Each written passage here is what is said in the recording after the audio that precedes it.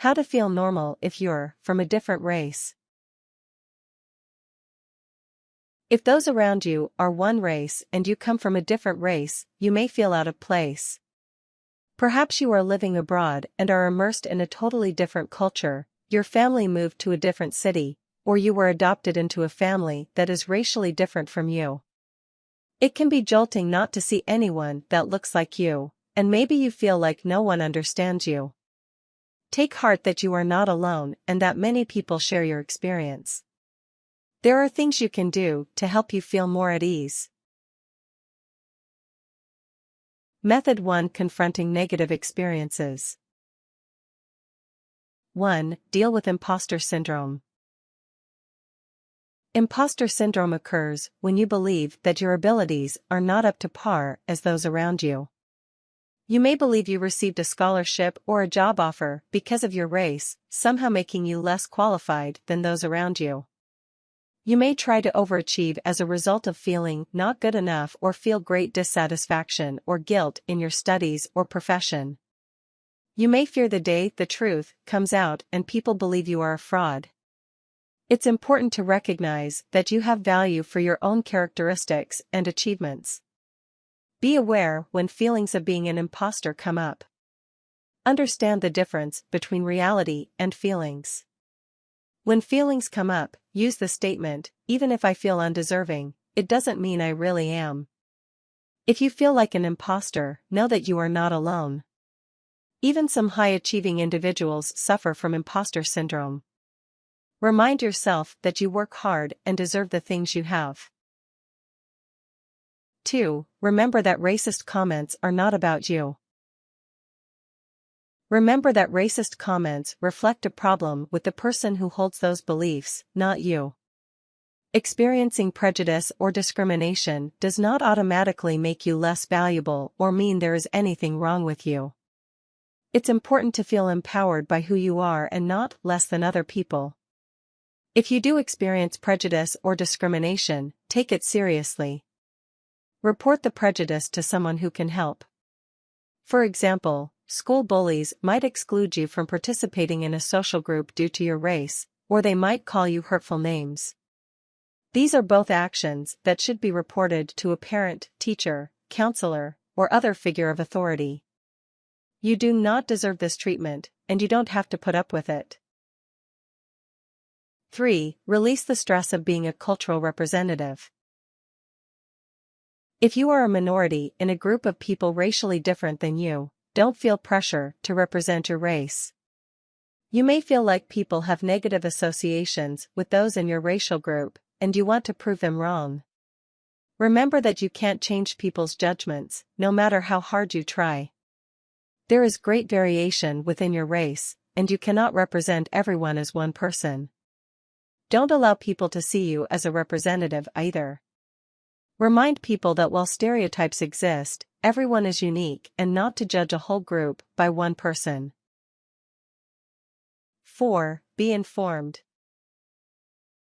When faced with discriminatory comments, be ready to fire back. This can be empowering for you to have a response and to use information as power. When faced with insensitive comments or racism, be ready with events, facts, or statistics that help you educate people that may be less aware of how these comments affect people. When people are overtly ignorant about other groups, you can help them understand it better. Even a comment like, "When you put Chinese people down, it perpetuates a mentality of them being less than you," is helpful.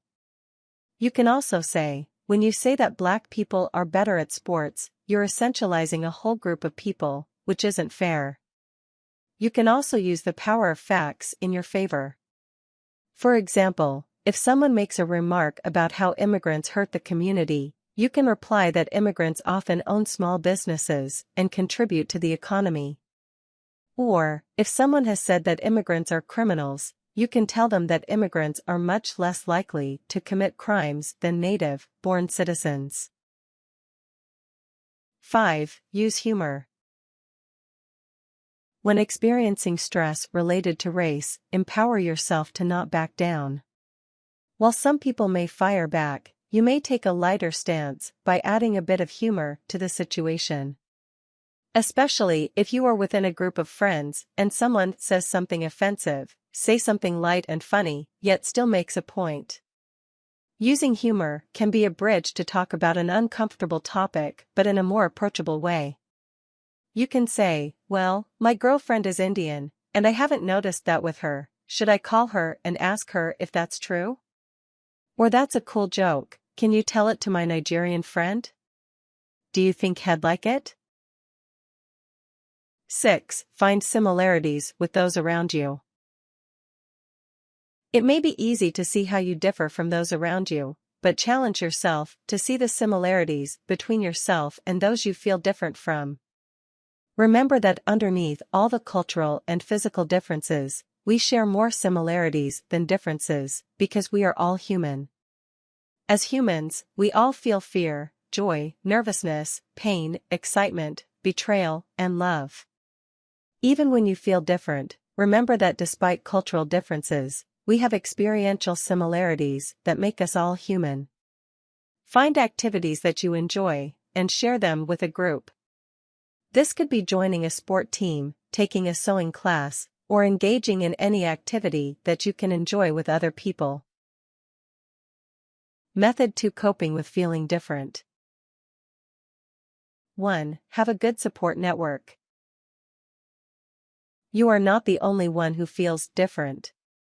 Find solace with other people who share similar experiences. Knowing that other people have similar experiences can help you feel supported and not alone. Race isn't the only thing that makes people feel different. Sometimes people feel different for looking different, having physical or mental disabilities, or having experiences that make them feel alienated. Include these people in your support network, too, and support those who feel marginalized. 2. Maintain a positive cultural identity. Celebrate your heritage by knowing your cultural history, cultural practices, and by engaging with people from your culture group. Having positive associations with your cultural, racial group can strengthen your own feelings of pride in representing your racial group. Join or start a cultural organization at your school. Research some of your cultural traditions and ask your family to start participating in them. Discover role models from your culture or race that inspire you. Be proud that you are different and that you can teach other people about your own background. It's exciting to share something new with people. 3. Improve your self-confidence. Having a positive racial and cultural identity is important to your self-confidence. Learn to feel good about yourself and your abilities. What unique traits do you have that make you shine? By realizing that you are talented and unique in your own ways, you can see yourself as having many identities, not just one identity as a certain race. Find hobbies and activities you enjoy. Learn to swim, dance, or draw. 4. Challenge your negative thoughts. Replace negative thoughts with more positive thoughts. If you think "I don't deserve this" or "I'm too different to fit in with this group," try and come from a different angle. Instead, replace these thoughts with "I have worked hard and I deserve to be happy and fulfilled, and although I may feel different, I can learn from them and they can learn from me." Use self-affirmations as a way to boost confidence. Choose meaningful affirmations to say or write every day, such as "I am worthy, I am talented, and I love others and am loved." Affirmations are beneficial in changing beliefs that we may have about ourselves and replacing them with positive ways to see yourself. 5. Join a diverse organization. It's important to feel accepted for who you are, and joining a group or organization that celebrates diversity yet respects the individual identity can be helpful in feeling unity with other people. By joining with other people that may have similar experiences in different contexts, you can begin to feel aligned and united with more people, and begin to have an in-group identity. Join a student organization at your school or university. If there isn't one, consider starting an organization. 6. Start social action. If you've experienced prejudice, racism, or discrimination, document it and bring it up to an authority, like a teacher, professor, or police officer.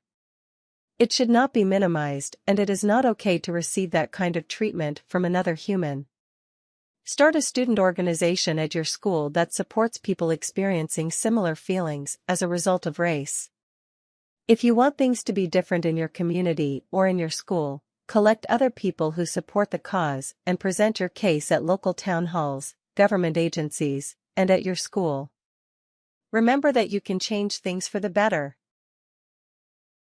7. Remember that you are not alone. Even if you are the only person of a certain race in your community, realize that there are people all over the world that look like you and feel similarly. You are not the only person who experiences feeling different. Many people of different races live in communities that are different from them. You are united with a group of people from your race as well as united in shared experience with many other people who feel different than those around them. Tips. Be proud of who you are and where you came from. Remember that everyone was born equal and unique.